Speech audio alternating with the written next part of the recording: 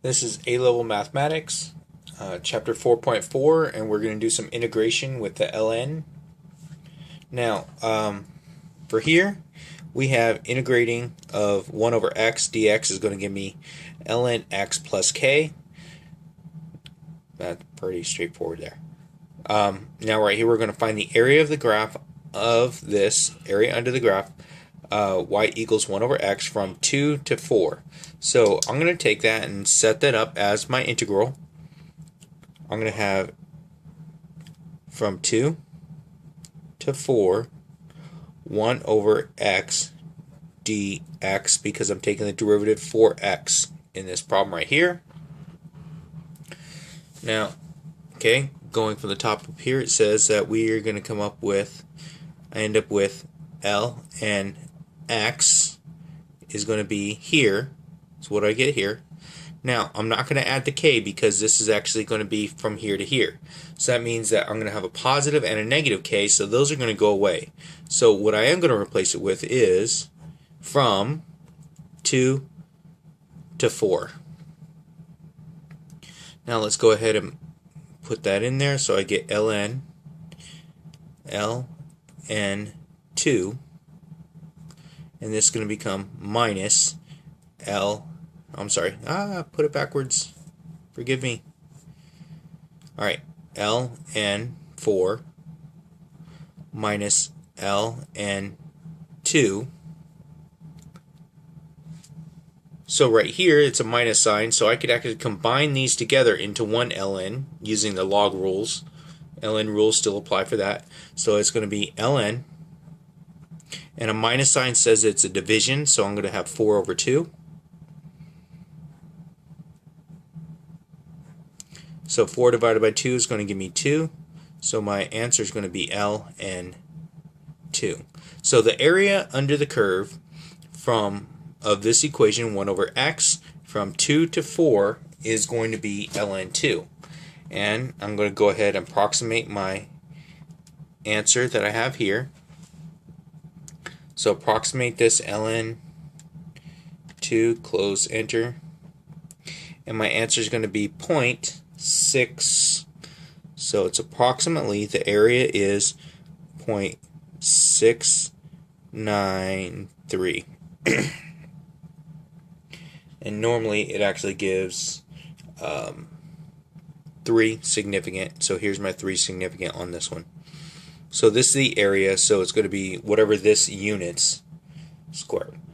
So these are my units that I have for that area.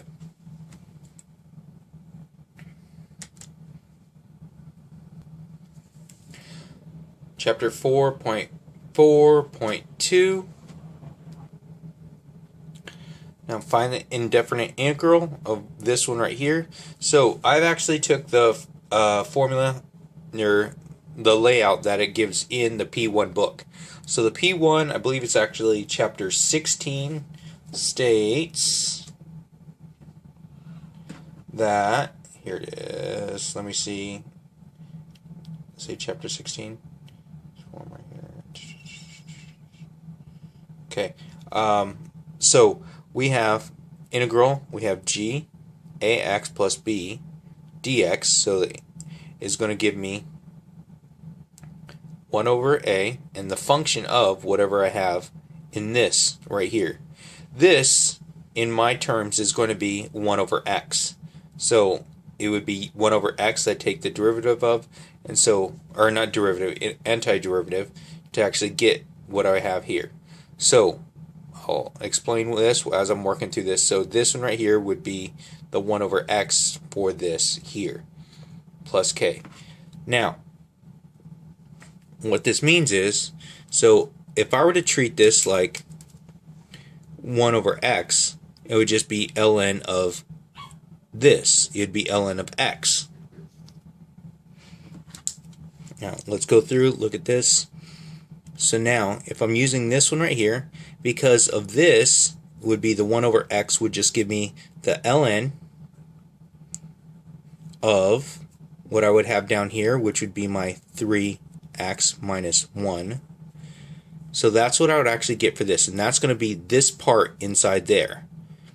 That's going to be the part on the inside, but now I have to take out what I have over here. So this is going to be 1 over a. So my a is going to be 3, so I should have 1/3 for that one. So that's where I'm going to get that plus k. Now, what I do need to do is, let's go through and check this. If I were to have this and actually take the derivative of this, I should come up with my original answer of this right here. So my 1/3 out front, take the derivative. So derivative of the inside times outside. So I'd have, that's my answer. So if I want to take the derivative of that, dx 1/3 ln 3x minus 1. Now, I don't need the plus k here because that's going to go away anyway as I take my derivative. So right here, this one's going to give me the 1 over, so the inside, derivative of the inside is going to be 3 times, now derivative of the outside, I have the 1/3. Now of this right here is going to give me, because that's going to be where my x is going to be 1 over my 3x minus 1. So because of this right here up front, I'm going to come up with canceling those go away, so I'm left with my original equation of my 1 over 3x minus 1 when I took the integral of that. So that's what it is when I started out. I check my answer by taking the derivative of this to make sure that this is correct. I came up with the same thing, so therefore my answer is correct here. Now for assignment, page 58, practice 1 through 3 and 5. Your homework is going to be 1 A, C, D, 2 A, B, D, 3 B, C, E, and number 5. Now for number 5, I'm going to help you guys out on number 5. So for number 5, it's going to be an area of it's the volume. So the volume of whatever shape it is that they actually give you. So we're going to actually have the volume is going to be from A to B, pi, and my R for this one is going to be the F of x squared dx. So that's what you're going to have to use to actually try to find the area of, I keep saying area. It's going to be the volume. So you're going to use this for number 5. This was learned back in P1. And just so I don't have to brush up on it again later, this is what you're going to have to use for number 5.